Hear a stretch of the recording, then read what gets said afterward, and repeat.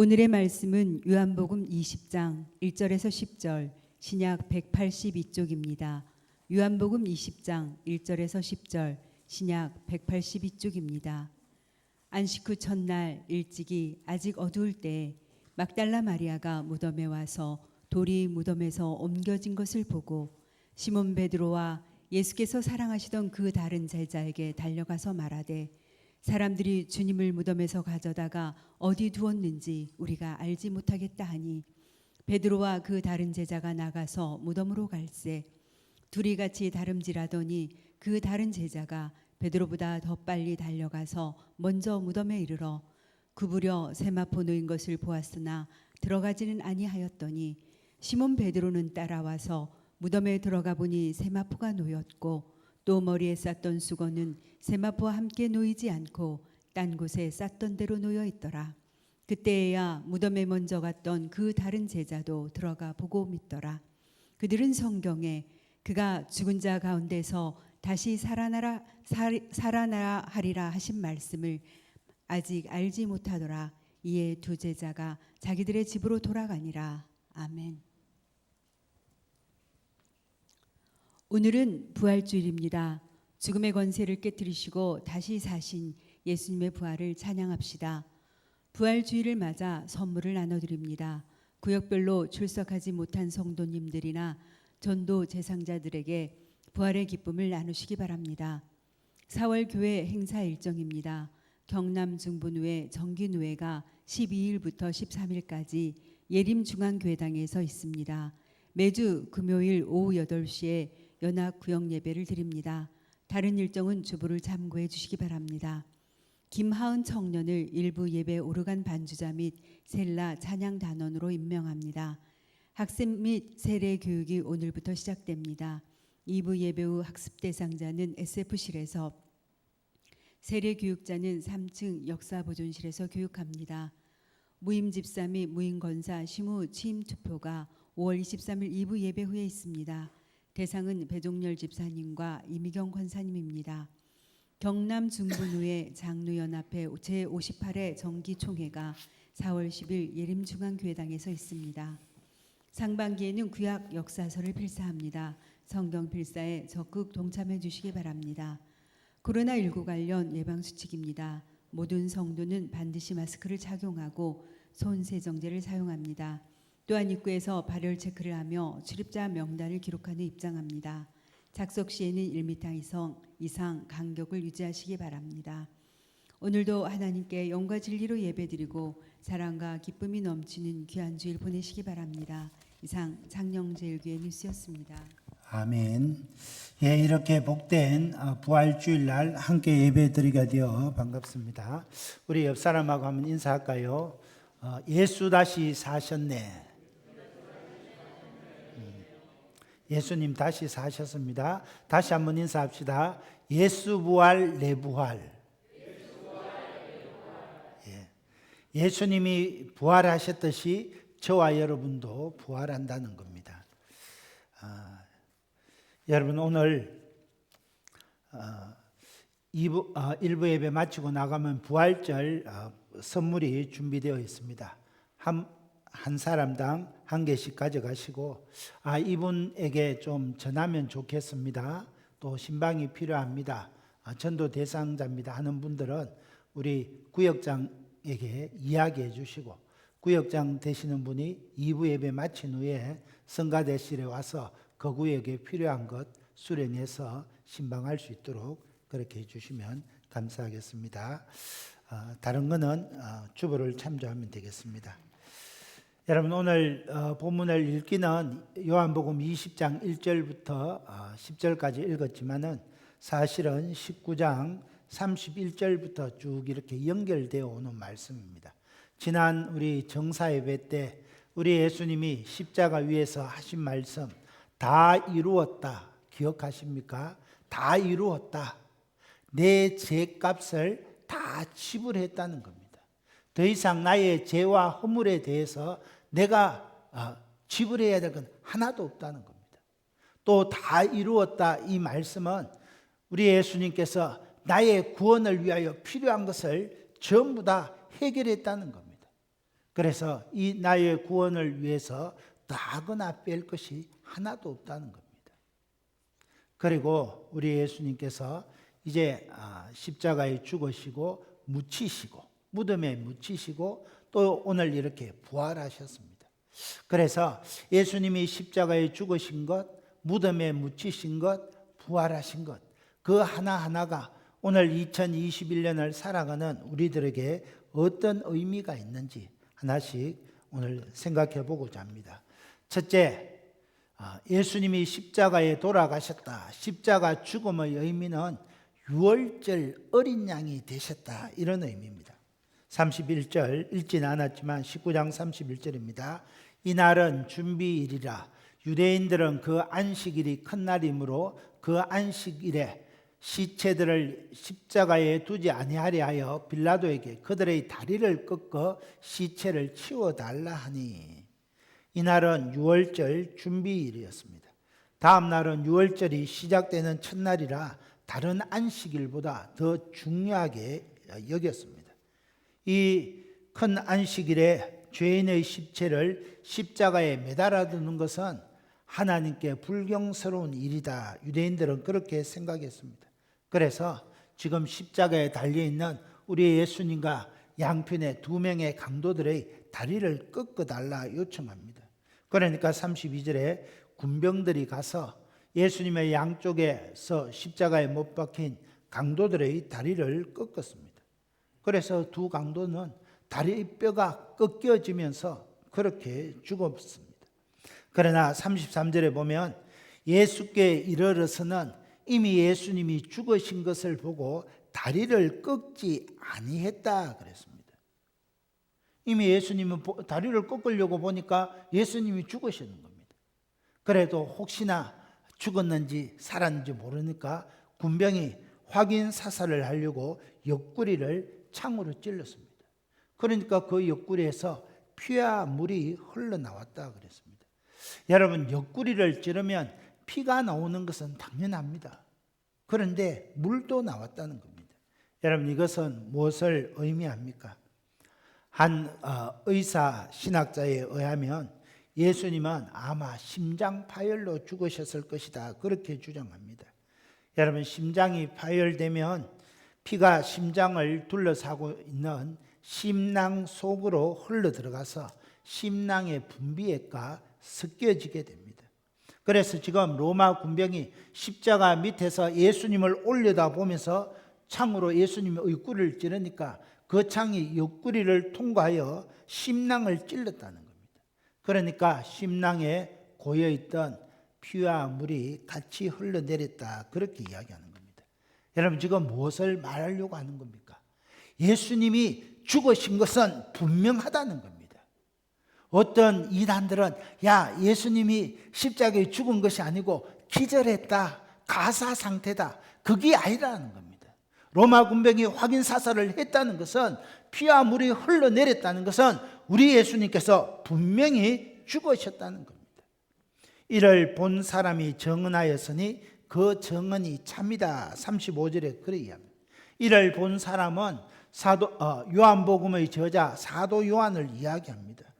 요한은 지금 내가 말하는 것이 내가 눈으로 직접 본 것이기 때문에 정말로 참되다, 그것을 이야기하는 겁니다. 36절 7절입니다. 이 일이 일어난 것은 그 뼈가 하나도 꺾이지 아니하리라 한 성경을 응하게 하려 함이라. 또 다른 성경에 그들이 그 찌른 자를 보리라 하였느니라. 여러분, 유대 율법에 의하면 유월절 제물로 바쳐지는 어린 양은 뼈가 하나도 꺾여서는 안 됩니다. 이것이 유월절 규례였습니다. 여러분, 유월절 절기가 어떤 절기입니까?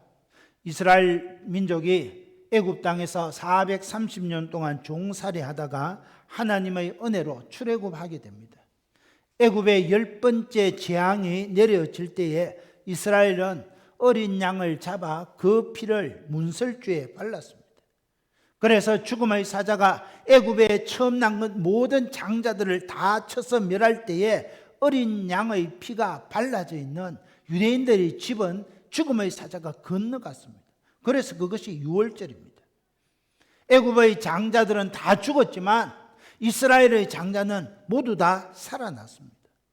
그것을 기념하는 절기가 유월절입니다. 그런데 우리 예수님은 유월절 어린 양이 되셨다는 겁니다. 유월절 어린 양은 제물로 드릴 때 뼈를 꺾지 않는데 우리 예수님 뼈가 꺾이지 아니하고 유월절 어린 양처럼 십자가에 돌아가셨다는 겁니다. 여러분, 우리는 이 십자가에서 흘리신 예수님의 피를 믿고 사죄의 은혜를 드리고 구원받고 영생을 얻게 되었습니다. 다시 말해서 유월절 어린 양이 되신 예수님의 피가 우리를 죄와 사망에서 구원하는 증거가 되었다는 겁니다. 유월절, 그래서 우리 예수님이 십자가에 죽으셨구나. 이것은 우리 예수님이 유월절 어린 양이 되셨다. 여러분, 유월절 어린 양의 피를 문설주에 바른 사람마다 죽지 않고 구원받았다는 겁니다.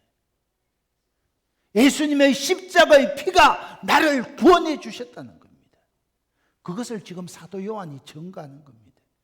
여러분, 이 사실을 생각하면서 우리 찬송가 265장 우리 같이 한번 반주 안 해도 되겠습니다. 1절 2절 같이 한번 불러볼까요?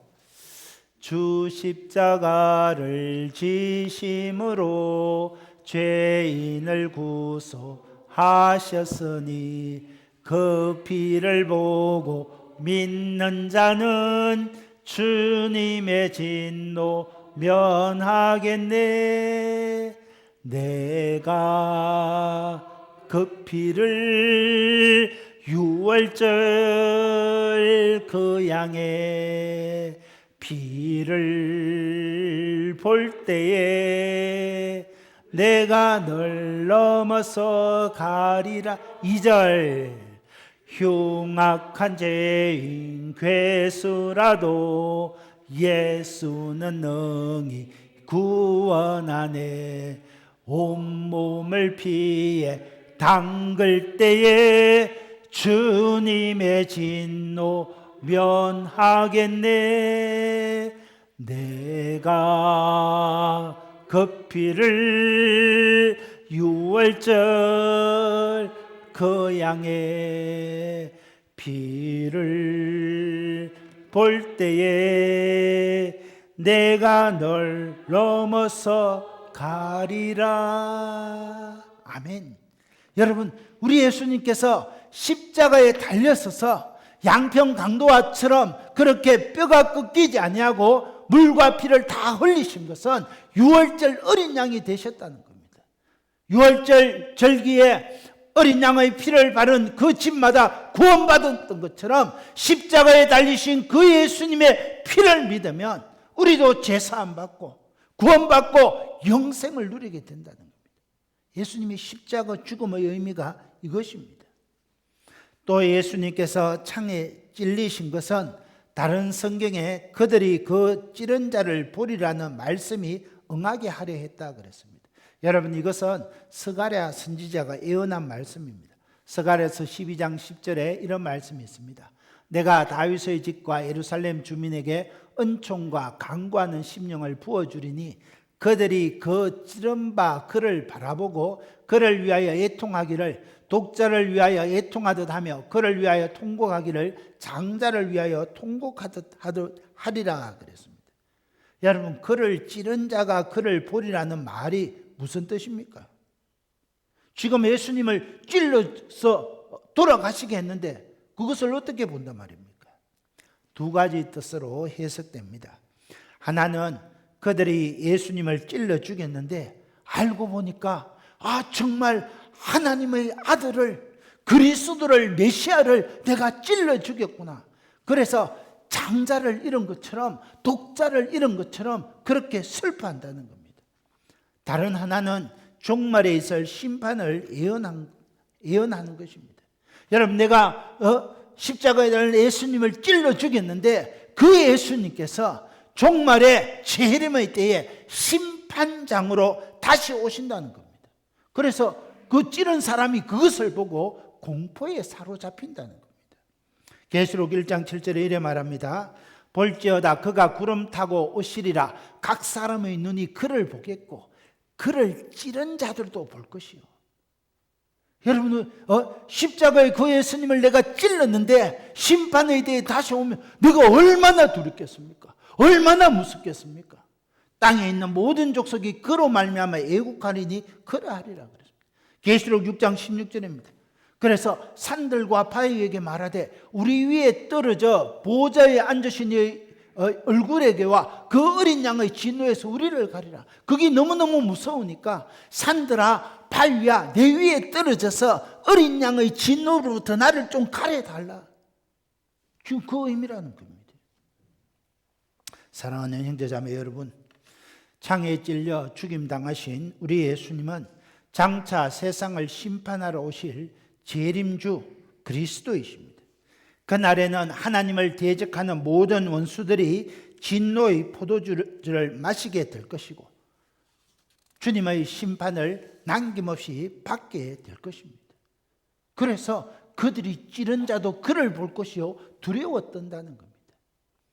여러분, 이 상에서 볼 때 양편의 두 강도는 다리뼈를 꺾었지만 또 이 로마 군병은 우연히 이렇게 예수님의 옆구리를 찔렸을 수 있지만 그러나 그런 모든 행동들이 하나님의 말씀을 성취하는 도구로 사용되었다는 것을 알 수 있습니다. 이를 통해서 우리 예수님은 성경에 예언한 유월절 어린 양이시구나. 우리 예수님은 스가랴 선지자가 말한 그 말씀이 예수님을 통해서 성취되었구나. 우리 예수님의 나사렛 예수가 메시아시구나, 그리스도시구나. 이것을 분명히 말해주는 겁니다. 자, 이것이 십자가 죽음의 의미입니다. 두 번째는 십자가의 의미, 변화입니다. 36절입니다. 아리마대 사람 요셉은 예수의 제자이나 유대인이 두려워 그것을 숨기더니 2일 후에 빌라도에게 예수의 시체를 가져가기를 구하며 빌라도가 허락하는지라. 아리마대 사람 요셉, 그는 부자였고 70명밖에 되지 않는 산헤드린 공회원 국회의원이었습니다. 그러나 아리마대 사람 요셉은 유대인들이 두려워서 이때까지 나 예수 믿는다, 나 그리스도인이다 숨기며 살아왔습니다. 왜 그렇겠습니까? 만약에 자신이 나사렛 예수 그리스도를 따르는 주님의 제자라는 게 밝혀지면 산헤드린 공회에서 쫓겨날 수 있습니다. 사회적인 지위와 신분을 다 잃어버릴 수 있습니다. 그래서 나사렛 예수 그분이 십자가에 달려 돌아가실 때까지 신분을 철저히 위장하고 속이며 살아왔습니다. 그런데 예수님의 십자가 죽음을 목격한 후에 이 아리마대 요셉이 엄청나게 놀랍게 변화됩니다. 우리 예수님이 십자가에서 다 이루었다. 그 예수님의 당당히 죽음을 맞이하는 그 모습을 보면서 너무나 비겁한 자신이 부끄러웠습니다. 그래서 내가 이래서 살아서는 안 되겠다. 제자로서 밝히지 못하고 숨겨온 삶을 청산하고 예수님의 제자의 삶을 공개적으로 살기로 결단합니다. 그래서 여러분, 빌라도를 찾아가서 십자가에 달린 나사렛 예수의 시체를 나에게 넘겨달라. 여러분, 대단하지 않습니까? 지금 어제 아래 예수님이 그 스슬프른 로마 군병들 앞에 십자가에 처참하게 돌아가셨습니다. 그 말 했다가는 이게 니도 급해네, 나도 잡혀 죽을 수 있습니다. 그러나 아리마대 요셉은 주님 앞에 결단하고 하나님 앞에 결단하고 나사렛 예수 그리스도의 시체를 나에게 넘겨달라. 180도 바뀌었습니다. 38절 하반절입니다. 이에 가서 예수의 시체를 가져가니라. 빌라도가 순순히 내어주니까 주님의 시체를 가져갑니다. 또 다른 공회원 중에 니고데모라는 사람이 있습니다. 니고데모는 일찍이 밤에 예수님을 몰래 찾아왔던 사람입니다. 39절 40절입니다. 일찍이 예수께 밤에 찾아왔던 니고데모도 몰약과 침량 섞은 것을 100리터라쯤 가지고 온지라 이에 예수의 시체를 가져다가 유대인의 장례 법대로 향품과 함께 세마포로 샀더라. 니고데모가 몰약과 침량 섞은 것을 100리터라쯤 가지고 와서 예수님의 시체에 발랐습니다. 여러분, 100리터라는 오늘날로 말하면 한 23, 4kg 정도 됩니다. 몰약에 침량을 섞었다는 것은 아주 값지고 귀한 것이라는 겁니다. 그래서 이 니고데모가 유대인의 장례법대로 아주 귀한 몰약에 침량 섞은 것 24kg나 되는 그 100리터나 되는 그 향품을 바르고 세마포로 예수님의 시체를 샀습니다. 그리고 요셉과 니고데모는 한 번도 사람을 장사 지내 본 적이 없는 새 무덤에 예수님을 장사 지냈습니다. 여러분, 여기서 우리가 깊이 생각해 봐야 될 것이 있습니다. 나 예수 믿는 사람이라는 거 발각되면 내 모든 지위가 박탈되어지고 국회의원 신분에서 쫓겨날 위험이 있던 아리마대 요셉이 한밤중에 예수님을 찾아와서 숨겼던 니고데모가 어떻게 이렇게 180도 다르게 변화될 수 있습니까? 그것은 십자가에 못 박히신 예수님이 사람을 변화시키는 능력이 있다는 겁니다. 여러분, 우리가 예수님을 제대로 만나면, 예수님을 진정으로 만나면 삶이 변화됩니다. 인생이 변화됩니다. 태도가 변화됩니다. 마음이 변화됩니다. 역사가 일어나는 겁니다. 예수님께서 요한복음 12장 32절에 내가 땅에서 들리며 모든 사람을 내게로 이끌겠노라. 헬라인들이 찾아왔을 때 그렇게 말씀하셨습니다. 그리고 우리 예수님이 십자가에서 죽으시고 1시간도 지나기 전에 이 말씀이 현실로 이루어집니다. 십자가에 못 박히신 예수님께서 아리마대 요셉과 니고데모를 자기에게로 이끄신 것입니다. 누구든지 세상죄를 지고 가는 어린 양 예수님을 만나면 놀라운 변화를 경험하게 됩니다. 이것이 십자가의 능력이고 복음의 능력입니다. 그래서 여러분, 우리 조선 땅에 130년 전에 예수 처음 여기 들어왔을 때 남의 집 소장농을 살던 백정이 예수님을 만나고 여러분, 하나님의 백성 성도가 되었습니다. 그 소장농을 그리던 그 양반이 예수님을 믿고 한 교회의 성도가 되었습니다. 그래서 130년 전에 그 교회는 양반과 상놈이 함께 예배드리는, 주인과 종이 함께 예배드리는 그런 놀라운 일이 일어났다는 겁니다. 이처럼 예수님의 십자가는 사람을 변화시킵니다. 아리마대 요셉을 변화시키고 니고데모를 변화시켰다는 겁니다. 사울을 생각해 보십시오. 사울은 예수님을 믿는 성도들을 핍박하던 죄인 중에 괴수였습니다. 바리새인으로 스데반을 쳐 죽이는 일에 앞장섰던 사람입니다. 그런데 스데반이 돌에 맞아 죽으면서도 천사와 같이 환한 얼굴로 담담하게 순교하는 것을 보게 됩니다.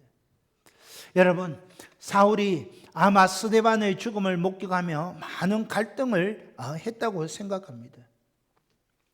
사울이 기독교를 진멸하기 위하여 가택수색을 하면서 그리스도인들을 체포하여 공회에 다 넘겼습니다. 기독교에 대한 정오심이 가득했습니다. 그러나 그때마다 돌에 맞아 천사처럼 죽어가던 스데반의 얼굴이 오브랩되었습니다. 기독교에 대한 미움과 정오심이 넘쳐갈수록 사울은 괴로웠습니다. 그래서 하루는 다메섹으로 기독교인들을 잡으러 가다가 사울이 이렇게 부활하신 예수님을 만납니다. 사도행전 9장 4절에 사울아 사울아 네가 어찌하여 나를 박해하느냐. 그러니까 주여 누구시니까? 사도행전 9장 5절 하반절에 나는 내가 박해하는 예수라. 여기에서 사울이 거꾸러집니다.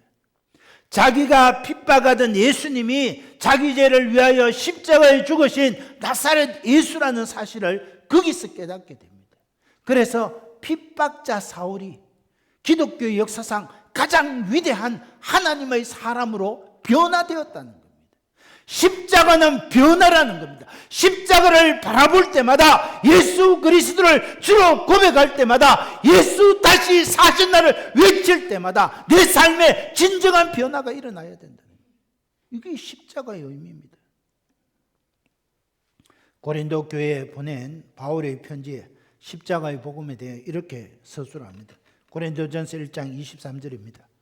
우리는 십자가에 못 박힌 그리스도를 전하니 유대인에게는 거리끼는 것이요 이방인에게는 미련한 것이로되 오직 부르심을 받은 자들에게는 유대인이나 헬라인이나 그리스도는 하나님의 능력이요 하나님의 지혜니라.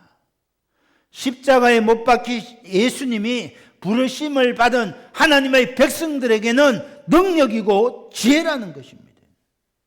여러분, 오늘 저와 여러분이 이 코로나19 시대에 십자가에 못 박히신 예수 그리스도를 전하는 것은 사람들을 볼 때 거리끼는 것이요 미련한 것이라는 겁니다. 그러나 부르심을 받은 우리들에게는 예수님의 십자가가, 예수님의 부활이 우리의 능력이고 우리의 지혜라는 겁니다. 누구든지 이 사실을 마음속 깊이 영접하면 여러분, 놀라운 하나님의 은혜가 임하게 됩니다.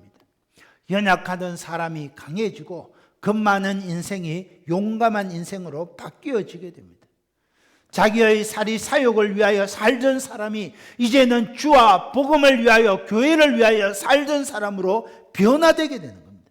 삶의 목적과 방향이 바뀌어지는 겁니다. 그래서 십자가는 변합니다. 여러분, 오늘 저와 여러분의 삶에 변화가 있어야 됩니다. 저 사람 교회 수십 년 다녔다는 거 하던데 30년 전이나 지금이나 똑같아. 그럼 문제 있는 겁니다. 그럼 문제 있는 겁니다. 여러분, 바뀌어져야 됩니다. 사울이 바울 되듯이 니고데모가 이렇게 변화된 것처럼, 아리마대 요셉이 변화된 것처럼 변화가 일어나야 한다는 겁니다. 나를 위하여 살지 말고 주 예수 그리스도를 위하여 살고, 나를 위하여 살지 말고 교회에 섬기는 자가 되어야 된다. 그게 십자가의 의미입니다. 이 거룩한 부활주일에 우리에게 이 변화의 역사가 일어나게 되기를 예수님의 이름으로 축원합니다. 세 번째, 부활의 의미. 자, 예수님 부활하셨다. 그럼 뭐냐? 증인이 되라는 겁니다. 20장 1절입니다. 안식 후 첫날 일찍이 아직 어두울 때에 막달라 마리아가 무덤에 와서 돌이 무덤에서 옮겨진 것을 보고, 안식 후 첫날 이른 아침, 아직 어두운 때입니다. 여러분, 유대인들은 요일 이름이 없습니다. 우리는 지금 주일, 월화수목금토일이 있는데 우리가 사용하는 요일은 로마 원력에서 따온 것입니다. 유대인들에게는 안식일만 이름이 있었습니다. 그래서 다른 날은 안식 후 첫날, 안식 후 둘째 날, 안식 후 셋째 날, 그렇게 불렀습니다. 유대인들에게는 해가 지면 하루가 시작되고, 그래서 다음 날 아침에 하루가 끝났습니다. 안식일 해가 지므로 안식 후 첫째 날이 시작되었습니다. 아직 어두울 때에 막달라 마리아가 무덤에 도착합니다. 여러분, 막달라 마리아는 한때 7 귀신 들려 많은 고통을 겪었지만 예수님을 만나서 귀신이 쫓겨나고 새롭게 변화받은 사람입니다. 그 위에 온 마음을 다해서 예수님을 사랑하고 전 재산을 다 들여서 희생적으로 주님을 섬겼습니다. 예수님이 십자가에 달려 돌아가시는 그 마지막 순간까지 주님을 끝까지 따랐습니다. 안식 후 첫날 예수님의 시체에 향유를 발라드리기 위하여 예수님의 무덤을 찾아옵니다. 그런데 돌이 무덤에서 옮겨진 것을 발견하게 됩니다. 여러분, 이 무덤을 가로막고 있는 돌은 남자 장정 5명 이상이 붙어야 옮겨질 수 있는 그런 돌문이었습니다. 돌이 옮겨진 것을 보고 막달라 마리아는 본능적으로 우리 주님의 시체를 누군가 훔쳐갔구나, 그래 생각합니다. 그래서 2절에 시몬 베드로와 예수께서 사랑하시던 그 다른 제자에게 달려가서 말하되 사람들이 우리 주님을 무덤에서 가져다가 어디에 두었는지 우리가 알지 못하겠나이다. 막달라 마리아는 베드로와 주께서 사랑하시던 그 사람 사도 요한에게 달려가서 충격적인 소식을 전합니다. 누가 주님의 시체를 훔쳐갔다는 겁니다. 제자의 반응이 어떠합니까? 3절 4절입니다. 베드로와 그 다른 제자가 나가서 무덤으로 갈 새 둘이 같이 다름질을 하더니 그 다른 제자가 이 다른 제자 요한입니다. 베드로보다 더 빨리 달려가서 먼저 무덤에 이르러 막달라 마리아의 말을 듣자마자 요한과 베드로가 무덤까지 달려갑니다. 그런데 요한은 6절에 보면 구부려 세마포 놓인 것을 보았지만 무덤 안으로는 들어가지 않았습니다.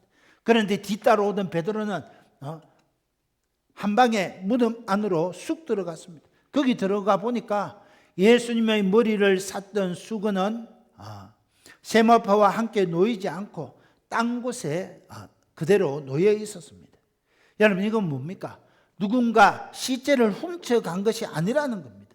여러분 생각해 보십시오. 시체를 훔쳐가면 그 시체를 샀던 수의를 벗겨놓고 그냥 가는 그런 도둑이 없다는 겁니다. 전부 다 가져갈 건데 예수님을 샀던 수의와 수건은 그대로 놓여 있었다는 겁니다. 그렇다면 예수님의 시체가 없어졌다는 것을 우리가 어떻게 설명할 수 있습니까? 예수님이 부활하셨다는 겁니다. 다른 것으로는 설명할 수 없습니다. 예수님은 죄가 없으신 전능하신 하나님이시기 때문에 사망 권세에 갇혀 있을 수 없었습니다. 그래서 사망 권세를 깨뜨리고 다시 살아나셨습니다. 부활하신 후에 세마포와 머리 수건을 개어놓고 무덤 문을 열고 나가셨습니다. 우리 예수님은 신령한 몸으로 부활하셨기 때문에 그냥 나가실 수도 있지만은 무덤 문을 열어놓으신 것은 내가 성경 말씀대로 다시 살아나셨다, 그것을 보여주기 위한 것입니다. 그래서 예수님께서 남겨두신 그 빈 무덤, 세마포 옷, 개어있는 수건들은 예수님이 부활하셨다는 그 증거라는 겁니다. 8절입니다. 그때의 무덤에 먼저 갔던 그 다른 제자 요한도 들어가 보고 믿더라. 여러분 요한이 무엇을 믿었겠습니까? 예수님의 시체가 사라지고 세마포와 수건만 남아있는 것을 보고 예수님이 부활하셨다는 것을 요한이 믿었다는 겁니다. 누가 훔쳐간 것이 아니라 예수님이 다시 살아나셨구나, 이것을 믿게 되었다는 겁니다. 10절, 9절 10절입니다. 그들은 성경에 그가 죽은 자 가운데서 다시 살아나야 하리라 하신 말씀을 아직 알지 못하더라. 이에 두 제자가 자기들의 집으로 돌아가니라. 요한은 예수님이 살아나신 것을 믿었지만 그 믿음은 성경에 근거를 두지 못했다는 겁니다. 여러분 성경에 예수님이 죽은 자 가운데서 다시 살아나리라 하는 말씀은 시편 16편 10절에 있습니다. 이는 주께서 내 영혼을 소홀히 버리지 아니하시며 주의 거룩한 자를 멸망시키지 않으실 것임이니이다. 요한은 예수님께서 역사적으로 부활하신 것은 믿었지만 성경대로 부활하셨다는 사실은 깨닫지 못했습니다. 부활의 구속사적 의미는 알지 못합니다. 나중에 오순절 성령 강림할 때 이 사실을 깨닫게 됩니다. 그러나 여러분 여기서 우리 예수님의 부활을 역사적인 사실로 믿는 것은 아주 중요합니다.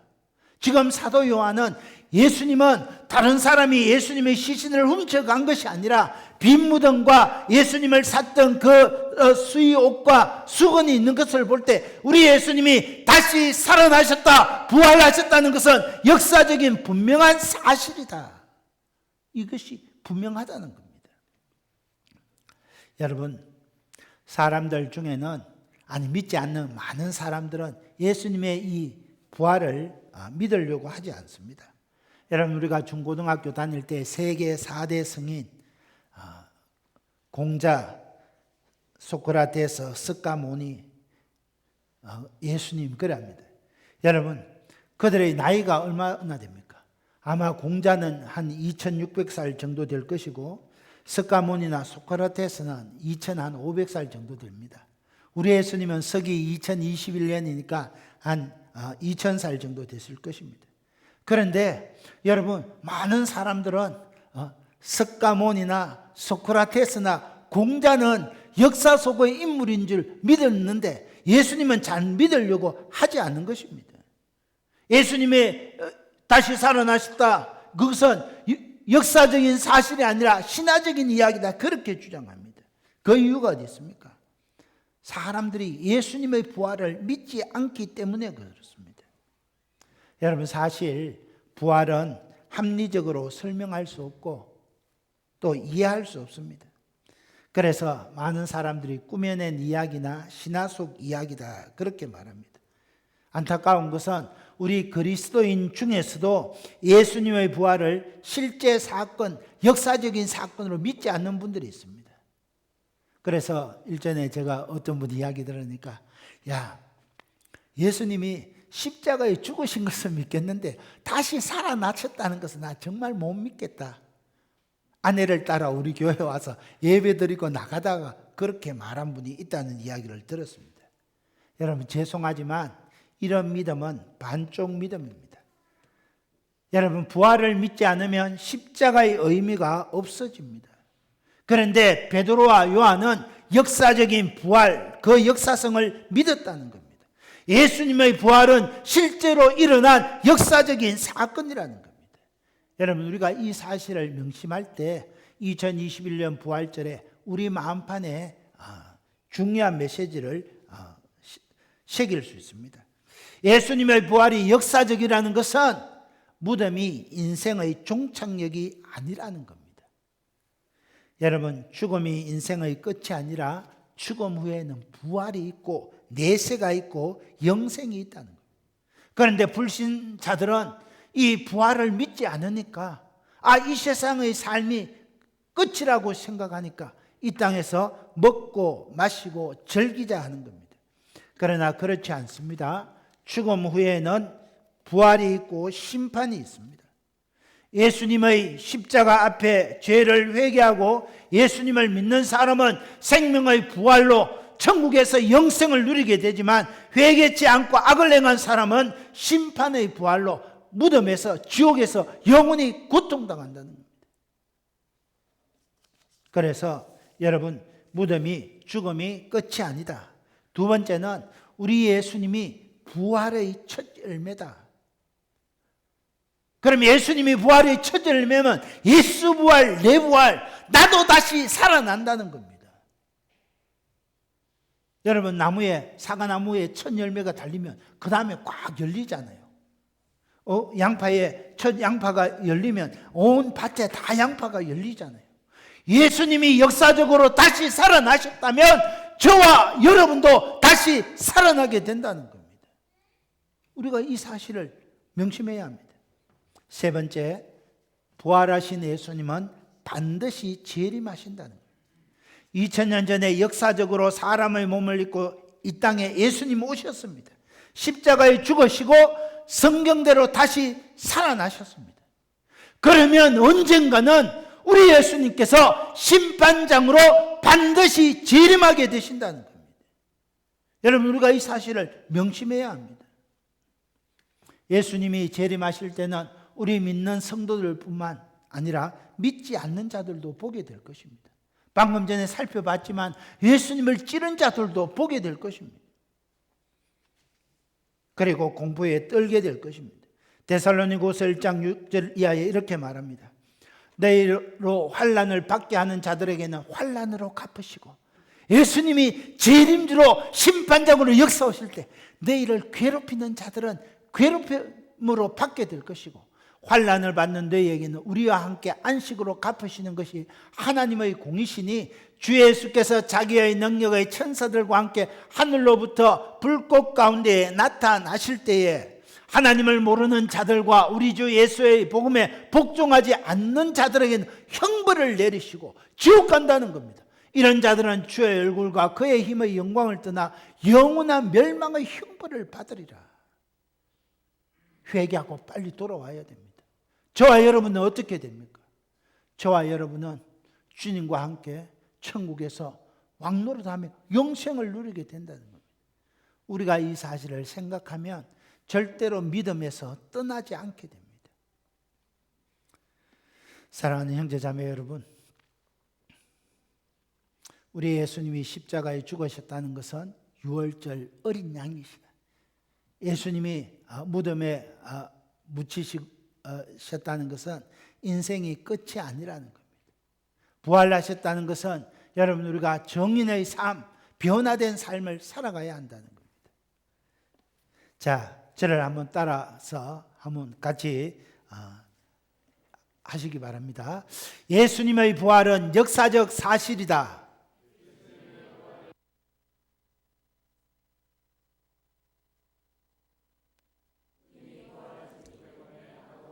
예수님은 반드시 재림하신다.